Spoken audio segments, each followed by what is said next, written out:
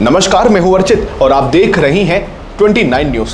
तो चलिए रुक करते हैं इस खास खबर की ओर। अंतर्राष्ट्रीय कूटनीति और वैश्विक रक्षा गलियारे से इस वक्त की सबसे बड़ी और बेहद महत्वपूर्ण खबर सामने आ रही है। भारत के रक्षा मंत्री राजनाथ सिंह ने हिंद महासागर क्षेत्र में देश की रणनीतिक भूमिका, उसकी शक्ति और भविष्य की सोच को लेकर दुनिया के सामने एक बेहद मजबूत, स्पष्ट और दूरगामी संदेश रख दिया है।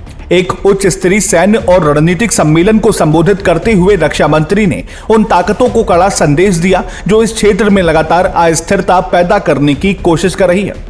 विदेशी शक्तियों और विस्तारवादी एजेंडा चलाने वाले देशों को आईना दिखाते हुए रक्षा मंत्री राजनाथ सिंह ने दो टूक शब्दों में कहा, हिंद महासागर में भारत की दादागिरी नहीं, शांति की नीति हमेशा से सर्वोपरि रही है और आगे भी रहेगी। उन्होंने इस बात पर विशेष जोर दिया कि भारत ने कभी भी किसी दूसरे देश की संप्रभुता का उल्लंघन नहीं किया। हमारा मुख्य उद्देश्य इस पूरे समुद्री क्षेत्र में शांति, सुरक्षा और आपसी सहयोग को बढ़ावा देना है, न कि किसी देश पर अपना जबरन दबदबा कायम करना। अपने इस विस्तृत संबोधन में रक्षा मंत्री ने भारतीय नौसेना की आधुनिक तकनीकों और उसकी बढ़ती ताकत की जमकर सराहना की। उन्होंने कहा कि आज की तारीख में भारतीय नौसेना न सिर्फ भारत की समुद्री सीमाओं की रक्षा कर रही है, बल्कि आपदा के समय पड़ोसी देशों की मदद के लिए सबसे पहले आगे आती है। भारत सरकार की नीति सागर यानी security and growth for all in the region के तहत काम करती है, जिसका सीधा मतलब है कि इस क्षेत्र के सभी देशों का विकास और सुरक्षा एक दूसरे से जुड़ी हुई है।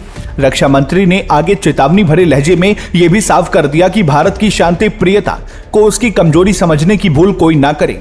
यदि कोई बाहरी ताकत इस क्षेत्र में शांति भंग करने या भारतीय हितों को नुकसान पहुंचाने का प्रयास करेगी तो हमारी सेनाएं उसका मुंह तोड़ जवाब देने के लिए 24 घंटे पूरी तरह तैयार है।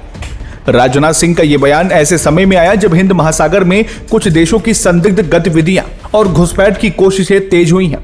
रक्षा मंत्री के इस बेहद कड़े तार्किक और कूटनीतिक बयान पर आपकी क्या राय है? कमेंट बॉक्स में अपनी राय जरूर साझा करें।